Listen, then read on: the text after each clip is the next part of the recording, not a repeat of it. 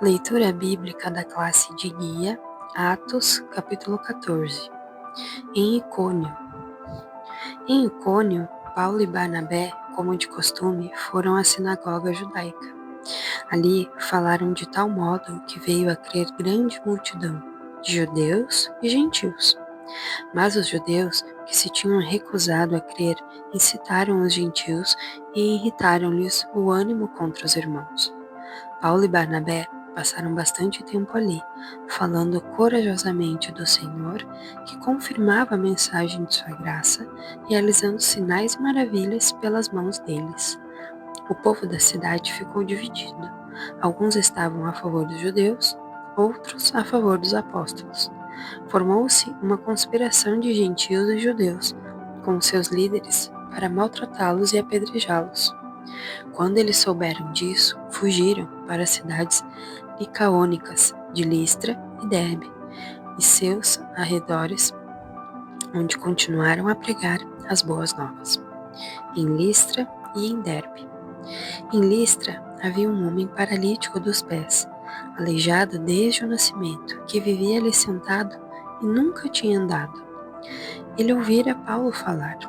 Quando Paulo olhou diretamente para ele e viu que o homem tinha fé para ser curado, disse em alta voz: "Levante-se, fique em pé."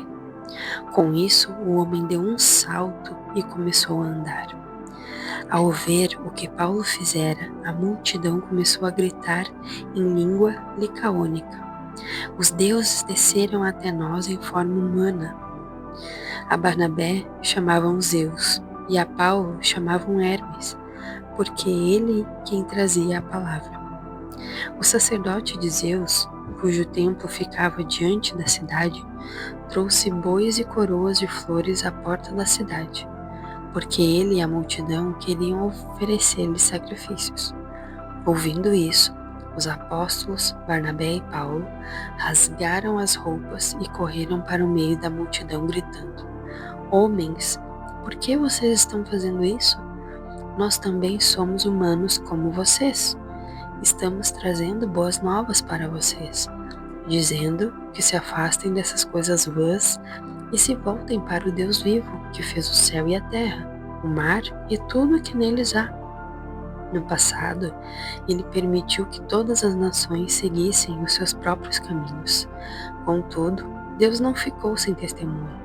Mostrou sua bondade, dando-lhes chuva do céu e colheitas no tempo certo, concedendo-lhes sustento com fartura e um coração cheio de alegria." Apesar dessas palavras, eles tiveram dificuldade para impedir que a multidão lhes oferecesse sacrifícios.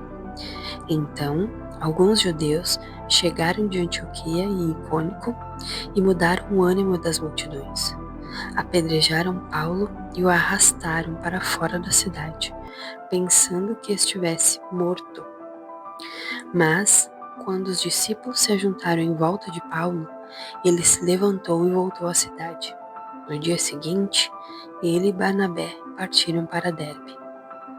O retorno para Antioquia da Síria. Eles pregaram as boas novas naquela cidade e fizeram muitos discípulos.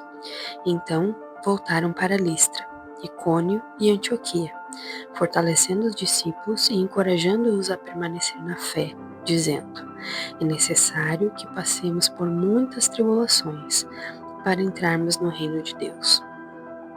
Paulo e Barnabé designaram-lhes presbíteros em cada igreja. Tendo orado e jejuado, eles os encomendaram ao Senhor em que haviam confiado. Passando pela Psídia, chegaram a Panfília, e tendo pregado a palavra em Perge, desceram para Atália. De Atália, navegaram de volta a Antioquia, onde tinham sido recomendados à graça de Deus para a missão que agora havia completado.